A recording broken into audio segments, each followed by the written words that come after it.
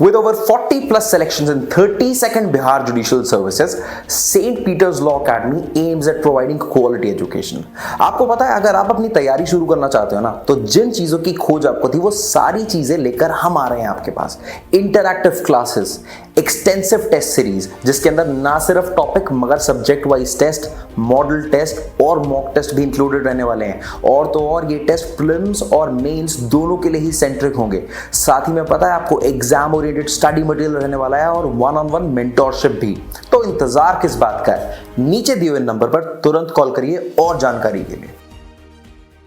Hello everyone, मेरा नाम विष्णु मंजरी है. मैंने 52nd रैंक सिक्योर किया है 32nd Bihar judicial services examination में पहले प्रयास में. मेरी स्कूली शिक्षा DAV पब्लिक स्कूल पटना से हुई है.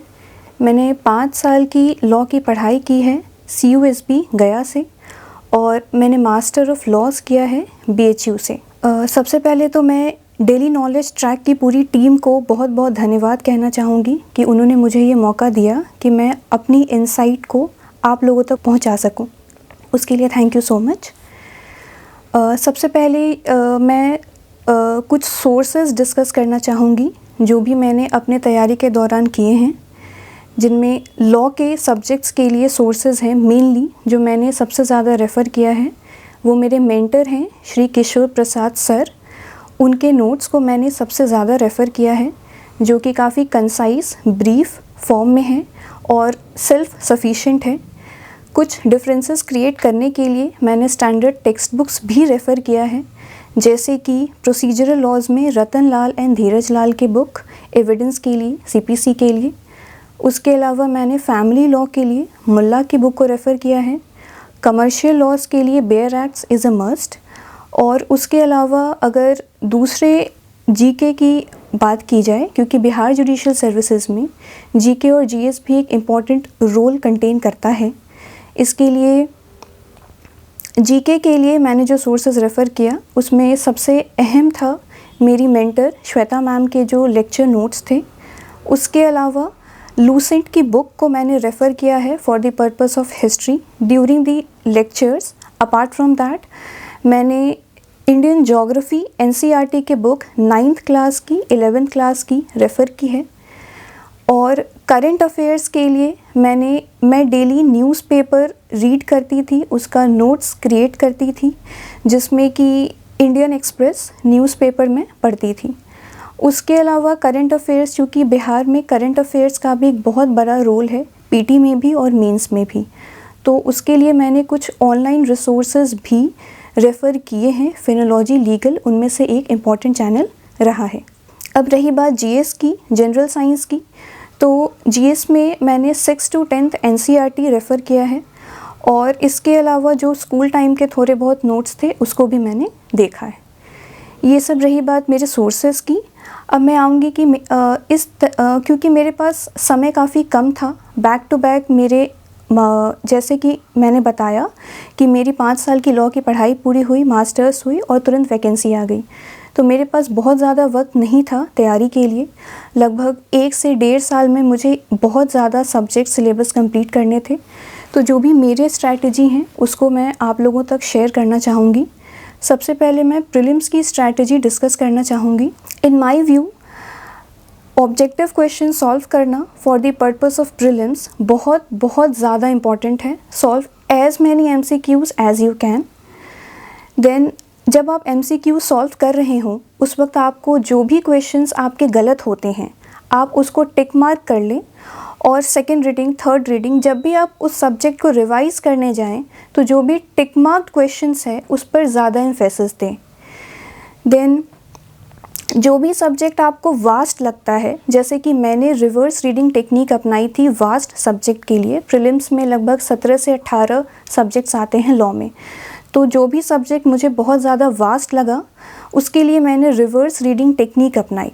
इसका मतलब ये है कि पहले मैंने उन सब्जेक्ट के MCQs को सॉल्व किया और उसके बाद उन MCQs का, उन क्वेश्चंस का, आंसर्स का मैंने एक नोट्स फॉर्म में उन सभी आंसर्स को कंपाइल किया और फिर उसी को मैं रीड करती थी, रिवाइज़ करती थी. इसके अलावा बेयर एक्ट, प्रीलिम्स के लिए बहुत ज़्यादा इम्पॉर्टेंट है। बेयर एक्ट कुछ सब्जेक्ट्स में जैसे कि सीपीसी है, सीआरपीसी है, इन सब से बिहार जुडिशरी में प्रीलिम्स में 5-5 क्वेश्चंस आते हैं, लेकिन ये अपने आप में ही बहुत वास्ट है और दूसरे स्टेट जुडिशियल सर्विसेज के लिए भी इम्पॉर्टेंट है। दूसरे जगहों पे इनका इम्पोर्टेंस बहुत ज़्यादा है। तो उन सब को ध्यान में रखते हुए मैंने इन सभी सब्जेक्ट्स के बेयर एक्ट के सेल्फ नोट्स बना के रखे थे, ताकि उन बेयर प्रोविजंस को सिंपल शॉर्ट पॉइंटर्स में क्रिएट किया था और उसी को मैं रिवाइज़ करते रहती थी। उसके बाद अब मैं कहना चाहूँगी कि मेरी मेंस की स्ट्रैटेजी क्या रही। तो मेंस में बिहार जुडिशरी में हमें 3 ऑप्शनल सब्जेक्ट्स, 3 ऑप्शनल पेपर्स और एक कंपलसरी पेपर्स रहता है। तो कंपलसरी पेपर्स में सीपीसी है, सीआरपीसी है, एविडेंस है, आर्बिट्रेशन है, provincial small causes court act है। मेंस के लिए मैंने सबसे ज़्यादा अपने मेंटर किशोर सर के ही नोट्स को रेफ़र किया।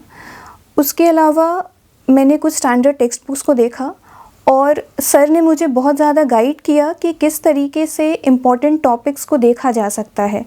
मेंस के लिए अलग अलग सब्जेक्ट में क्या क्या इम्पॉर्टेंट टॉपिक्स हैं, वो जब सर ने बताया उसको मैंने एक जगह लिखा। उसके अलावा मैंने मेंस के जो प्रीवियस ईयर क्वेश्चंस हैं वो किन किन टॉपिक से आए हैं उसको एक जगह लिखा। दोनों को कंपाइल करके हर एक सब्जेक्ट वाइज सब्जेक्ट के जो मैंने नोट्स बना रखे थे उसके पीछे में दोनों को कंपाइल करके सारे इंपॉर्टेंट टॉपिक्स को लिखा और उसके हिसाब से मेंस के लिए नोट्स बनाया। नोट्स बनाने के दौरान मैं ये ध्यान रखती थी कि मैं नोट्स ऐसा ही बनाऊं जैसा कि मैं मेंस आंसर शीट में लिख सकूं। तो उसके लिए मैं जनरली इंट्रोडक्शन या जनरल इंट्रोडक्शन, बैकग्राउंड, जूरिस्प्रूडेंशियल एस्पेक्ट से नोट्स को बनाती थी। उसके लिए मेरे मेंटर किशोर सर ने बहुत हेल्प किया। जनरली जो इंट्रोडक्शन होता था उसमें मैं जो इम्पोर्टेंट कोटेशंस हैं, फेमस केस लॉज हैं, रीसेंट केस लॉज हैं, वहाँ से स्टार्ट करती थी। उसके बाद जब मेन बॉडी पे आते हैं तो उसको मैंने हेडिंग, सब हेडिंग्स में डिवाइड किया और जहाँ तक केस लॉज की बात है उसको भी मैं हेडिंग्स में देना चाहती थी, क्योंकि हेडिंग्स में देने से केसेस पर एम्फेसिस होता है एंड एट लास्ट कंक्लूजन। तो इस तरीके से मेरा नोट्स होता था और ऐसे ही मैंने मेंस आंसर शीट में भी लिखा है। देन क्योंकि मेंस जो एक बहुत इम्पॉर्टेंट फैक्टर है, 850 मार्क्स का मेंस होता है, तो हमें सिर्फ राइटिंग प्रैक्टिस तो हमें बहुत ज़्यादा ही करना है, राइटिंग इज़ अ मस्ट। साथ ही साथ उन चीज़ों को मेमोराइज़ करना, रिटेन करना भी बहुत ज़्यादा इम्पॉर्टेंट है। तभी हम कम समय में, जो एक लिमिटेड स्पेस है, उसमें उन सारे कंटेंट को लिख पाएंगे। तो जो मेरा टेक्निक था मेमोराइज़ करने का, जो मैंने बहुत जगह से देखा, पढ़ा और समझा कि अगर कोई भी टॉपिक उठाते हैं उसका स्टेप 1 है कि आप फास्ट रीड करिए, स्टेप 2 है कि आप उस पैराग्राफ को पढ़िए और वहीं पर नोट्स में ही वहीं पर मार्जिन के बाहर उसका एक सिनॉप्सिस क्रिएट कर लीजिए और थर्ड स्टेप में उन सिनॉप्सिस को पढ़िए, याद करिए और उसको बिना देखे लिखने की कोशिश करिए, क्योंकि जब तक आप लिखेंगे नहीं आपका उस टॉपिक पर कमांड नहीं हो पाएगा, मुश्किल होगा। इसके अलावा टेस्ट सीरीज़ दीजिए। टेस्ट सीरीज़ से आपको बहुत हेल्प मिलेगा कि आप कहाँ लैग कर रहे हैं, कहाँ आप अच्छा कर रहे हैं, उसको और ज़्यादा अच्छा बनाए रखना है। ये सब बहुत इम्पॉर्टेंट है। उसके अलावा ये सब तो हो गई लॉ की बात। बिहार जुडिशरी में जीके और जीएस का भी बहुत बड़ा रोल है। जीके 150 मार्क्स का है, जीएस 100 मार्क्स का है। जीके में हिस्ट्री है, ज्योग्राफी है मेंस के लिए, उसके अलावा करंट अफेयर्स है और मिसलेनियस पोर्शंस बहुत ज़्यादा आते हैं। मिसलेनियस जैसे कि कोई चीज़ कहाँ पर है, ये बुक्स किसने लिखा, स्पोर्ट्स के बारे में मिसलेनियस पोर्शंस बहुत ज़्यादा हैं, इंपॉर्टेंट डेट्स एंड टाइम्स। तो मेरा ये मानना था कि miscellaneous topics are to be covered from the miscellaneous sources. कोई एक जगह पर्टिकुलर आपको सारे मिसलेनियस टॉपिक्स नहीं मिल पाएंगे, तो उसके लिए आप लूसेंट की बुक देख सकते हैं, ऑनलाइन रिसोर्स देख सकते हैं, जिससे कि आपको अलग अलग टॉपिक्स के बारे में नॉलेज मिल सकेगा।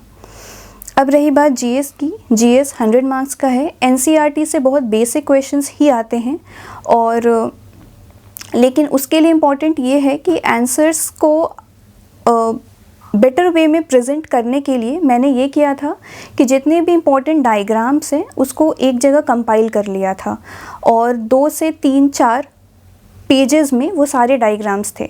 तो ड्यूरिंग द ब्रेक टाइम मैंने उन डायग्राम्स को गो थ्रू किया और मेंस आंसर शीट में भी मैंने जहाँ तक हो सका है डायग्राम बनाने की कोशिश की है।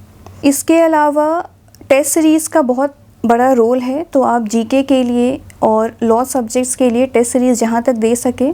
और राइटिंग स्पीड भी बहुत अच्छा होना चाहिए।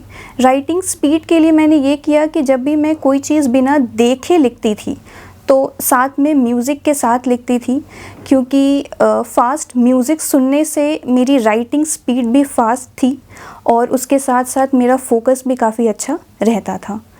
St. Peter's Law Academy has totally killed it with over 40 plus results in 32nd Bihar Judicial Service Examination. If you also want to be the next amongst them, let me tell you what all you will get in our judiciary program. You will get features like live and recorded lectures, one-on-one mentorship program, guidance in all 3 spheres from your prelims to mains to interview, special answer writing classes, case law digests and much more. More details, call on the number given below and let us help in your journey from classroom to courtroom. अब रही बात interview की कि interview के लिए कैसे आप तैयारी कर सकते हैं। तो just after giving the mains मैंने जितने भी इम्पोर्टेंट सब्जेक्ट्स हैं सारे नोट्स को क्वेश्चन आंसर्स फॉर्म में कंपाइल कर लिया था कि इम्पोर्टेंट क्वेश्चंस क्या हैं और उसके 2-3-4 लाइन में आंसर्स को कंपाइल कर लिया और उसी को मैं प्रैक्टिस रेगुलर वे में करती थी। इसके अलावा आज के समय में मार्केट में बहुत ज़्यादा इंटरव्यू के लिए बुक्स भी अवेलेबल हैं, तो आप और उसमें क्वेश्चंस भी दिए हुए रहते हैं। तो मैंने ये किया कि जो क्वेश्चंस दिए हुए हैं वो आंसर्स दिए हुए हैं उसमें मैं खुद का आंसर्स उसी स्पेस में लिख लेती थी, क्योंकि अपने आंसर्स को वहाँ पे तैयार करने से लिख लेने से फ़ायदा ये होता है कि आपको याद करने में मुश्किल नहीं आएगी, रिटेन करने में भी दिक्कत नहीं होगी खुद के आंसर्स अगर आप तैयार करके रखेंगे तो। इसके अलावा इंटरव्यू के लिए मैं जनरली मिरर के आगे प्रैक्टिस करती थी, खुद से ही क्वेश्चंस पूछती थी, आंसर करती थी और कुछ मॉक्स भी मैंने ज्वाइन किया था जिसमें किशोर सर हैं जो मुझे समय समय पे गाइड किए हैं कि कैसे बोलना है, कैसे एक्सप्लेन करना है। और बस यहाँ तक इंटरव्यू की है। अब तक तो मैंने ये बताया कि हमें क्या करना चाहिए तैयारी के दौरान। अब मैं कुछ ये कहना चाहूँगी कि क्या हमें नहीं करना चाहिए। जैसे कि one should not study continuously, लगातार घंटे घंटे पढ़ रहे हैं, मेरा ऐसा मानना है कि ये थोड़ा मोनोटोनस हो जाता है। तो फ्रीक्वेंट ब्रेक्स लेकर पढ़ाई करना चाहिए और हफ्ते में 1 दिन का ब्रेक तो ले ही सकते हैं। तो मेरा ये होता था कि शॉर्ट सेशंस में पढ़ाई करते थे और इसके अलावा वीकली 1 दिन तो ऑफ रहता था। Then what not to do, one should not lose hope and patience. अगर आपका पहले प्रयास में नहीं भी हुआ है, दूसरा प्रयास है, तीसरा प्रयास है, लेकिन आपको होप नहीं छोड़ना है, पेशेंस बना के रखना है, क्योंकि ये जर्नी बहुत लंबी है। 2 साल इस एग्ज़ाम को लग जाते हैं और उससे पहले के 1 साल स्ट्रिक्ट जो तैयारी होता है उसमें, तो पेशेंस नहीं छोड़ना है। और तीसरी चीज़ कि आपको नेगेटिव बहुत ज़्यादा, क्योंकि ये तैयारी लंबी है, बहुत ज़्यादा से ज़्यादा लोगों से सराउंडेड नहीं रहना है। उसकी वजह ये है कि उनमें कुछ ऐसे नेगेटिव लोग होंगे, नेगेटिविटी होगी, या हो सकता है कि वो लोग जुडिशरी की तैयारी नहीं कर रहे हों, दूसरे किसी फील्ड में हो, तो आपका माइंड डाइवर्ट हो सकता है। इसके लिए मेरा ऐसा मानना है कि तैयारी के दौरान 2-4 अच्छे दोस्त हों, पर बहुत ज़्यादा लोगों से सराउंडेड न हों, अगर उनमें कुछ भी ऐसे नेगेटिविटी है तो। अब रही बात कि चूँकि ये जर्नी बहुत लंबी है तो समय समय पे फ्रस्ट्रेशन होता है, हमें डीमोटिवेशन होता है कि कैसे करें, क्या करें। तो मेरे लिए मोटिवेशनल फैक्टर्स जो मेरे लिए हेल्पफुल रहा वो सबसे ज़्यादा था म्यूज़िक। मैंने एक जगह पे यूट्यूब पे ही प्लेलिस्ट क्रिएट किया हुआ था मोटिवेशनल सॉन्ग्स के नाम से, और उसमें जो भी सॉन्ग्स मुझे मोटिवेशनल लगते थे उन सबको एक जगह पे ऐड किया हुआ था। और जब भी पढ़ाई के दौरान ब्रेक लेते थे या फिर जब भी डीमोटिवेशन होता था तो उन्हीं सॉन्ग्स को सुनते थे। इसके अलावा फ्रेंड्स से, फैमिली से बात करना, इससे भी आपको मोटिवेशन मिलेगा, क्योंकि जर्नी काफ़ी ज़्यादा इम्पॉर्टेंट है। रिवीजन इज़ अ की टू सक्सेस। तो एक बार पढ़ के, 2 बार पढ़ के, क्योंकि हम लोग एज अ ह्यूमन चीज़ों को याद रखना बहुत मुश्किल है जब तक हम लोग उसको रेगुलरली रिवाइज़ ना करें। तो रिवीजन करने के लिए मेरा स्ट्रैटेजी ये था कि चीज़ों जो एक पर्टिकुलर टॉपिक उठाया उसको रीड किया। रीड करने के बाद चूँकि मैंने हर एक पैराग्राफ, उस टॉपिक में जितने भी पैराग्राफ्स होंगे सबका मैंने सिनॉप्सिस क्रिएट कर रखा था। तो सिनॉप्सिस को रीड किया और फिर उसको बिना देखे लिखना। जब हम बिना देखे किसी चीज़ को लिखते हैं तो उस पर हमारा कमांड होता है, और जितनी बार वो चीज़ को बिना देखे आगे लिख पाएंगे, एक बार हमने पढ़ा, देखकर पढ़ा, उसको लिखा, और फिर बिना देखे उसको जितनी बार लिखेंगे उतनी बार हमारे माइंड में वो चीज़ बैठता जाएगा। तो रिवीजन के लिए ये एक चीज़ बहुत इम्पॉर्टेंट है। उसके अलावा नोबडी इज़ अ बोर्न जज, practice makes a person fit to be a जज। तो हर एक स्टेज, चाहे वो प्रीलिम्स हो, मेंस हो, इंटरव्यू हो, आपको रिवीजन करना है, प्रैक्टिस करना है। प्रैक्टिस करने के लिए आप ऑब्जेक्टिव क्वेश्चंस जितना ज़्यादा सॉल्व करें, जैसे मैंने बहुत ज़्यादा ऑब्जेक्टिव क्वेश्चन सब्जेक्टली सॉल्व किया। Previous year questions is a Bible. आप जब तक प्रीवियस ईयर क्वेश्चंस देखेंगे नहीं, आपको आइडिया नहीं लगेगा कि क्वेश्चंस कहाँ से पूछ सकता है और आपको किस टॉपिक पे बहुत ज़्यादा ध्यान देना है, कहाँ पे कम और कहाँ पे ध्यान देने की ज़रूरत नहीं है। तो प्रीवियस ईयर क्वेश्चंस ऑब्जेक्टिव हो, मेंस का हो, सबको देखना है, सॉल्व करना है। और मेरा ऐसा मानना था कि जब तक वैकेंसी नहीं आती, नोटिफिकेशन नहीं आती है, प्रीलिम्स और मेंस की तैयारी मैंने साइमल्टेनियसली ही की है। और जब एक बार नोटिफिकेशन आउट हो गया, उसके बाद मैंने अपने जो मेरी स्ट्रैटेजी थी, तैयारी थी, उसको रिस्ट्रिक्ट कर दिया पीटी तक, कि जितना ज़्यादा से ज़्यादा ऑब्जेक्टिव क्वेश्चन सॉल्व कर सकें और उसी को लगातार रिवाइज़ कर सकें। इसके अलावा मेंस के लिए भी प्रैक्टिस बहुत ज़्यादा इम्पॉर्टेंट है, रिवीजन इम्पॉर्टेंट है, प्रीवियस ईयर क्वेश्चंस को देखना बहुत ज़्यादा इम्पॉर्टेंट है, उससे इम्पॉर्टेंट टॉपिक्स का आइडिया लगता है। और यहाँ और एज अ जज, जब तक हम लोग बेयर एक्ट को रीड नहीं करेंगे, बेयर प्रोविजंस को नहीं समझेंगे, तब तक हमें लिखने में दिक्कत आएगी। तो कुछ ऐसे सब्जेक्ट्स हैं जिसमें कि बेयर एक्ट पढ़ना तो मस्ट है और उस पर एक कमांड होना बहुत इम्पॉर्टेंट है, जैसे कि कमर्शियल लॉ है, आर्बिट्रेशन है, सीपीसी है, सीआरपीसी है, फैमिली लॉ है। इन सब में बेयर एक्ट पे कमांड होना बहुत ज़्यादा इम्पॉर्टेंट है। बेयर एक्ट के जो बेयर प्रोविजंस हैं उसको वहीं पर बेयर एक्ट में ही, बेयर प्रोविजंस के साइड में आप इम्पॉर्टेंट पॉइंटर्स लिख सकते हैं। जैसे मैंने सीपीसी के जो भी इम्पॉर्टेंट सेक्शंस हैं या फिर इम्पॉर्टेंट रूल्स हैं उसको 3-4 पन्नों में कंपाइल किया था और उसी को रिवाइज़ किया था। सीआरपीसी में भी सेम टेक्निक थी, तो इससे मुझे रिवीजन में काफ़ी हेल्प मिलती थी। केस लॉज को मैंने एक जगह कंपाइल कर रखा था अलग अलग सब्जेक्ट्स के, स्पेशली जो मेरे ऑप्शनल सब्जेक्ट्स थे उसके। और उससे फ़ायदा ये होता था कि मेरा केस लॉज को जब भी रिवीजन करना होता था तो केस लॉज के उन्हीं पन्नों को मैं उठाती थी और रिवाइज़ की। इससे पूरा नोट्स पढ़ने की जगह डायरेक्टली मेरा ध्यान केस लॉज पे गया। इसके अलावा जीके और जीएस बहुत इम्पॉर्टेंट है पीटी में, मेंस में। पीटी में 100 मार्क्स का जीके का पेपर है, 150 मार्क्स का लॉ का है। तो जीके और जीएस के लिए मेरा ऐसा मानना है कि एनसीईआरटी बुक्स को पढ़ना बहुत इम्पॉर्टेंट है, उस पर कमांड होना बहुत इम्पॉर्टेंट है। यहाँ तक कि इंटरव्यू में भी मेरे से लकीली जीके जीएस से तो नहीं पूछा गया, बट ऐसे बहुत सारे लोग हैं जिनसे जीके से भी कुछ क्वेश्चंस पूछा गया था, करंट अफेयर से भी पूछा गया था। तो आपको टिल द एंड जीके पर कमांड रखना है। और स्पेशली मेंस में एक क्वेश्चन जो लास्ट का होता है वो बिहार जीके पर रिस्ट्रिक्टेड होता है।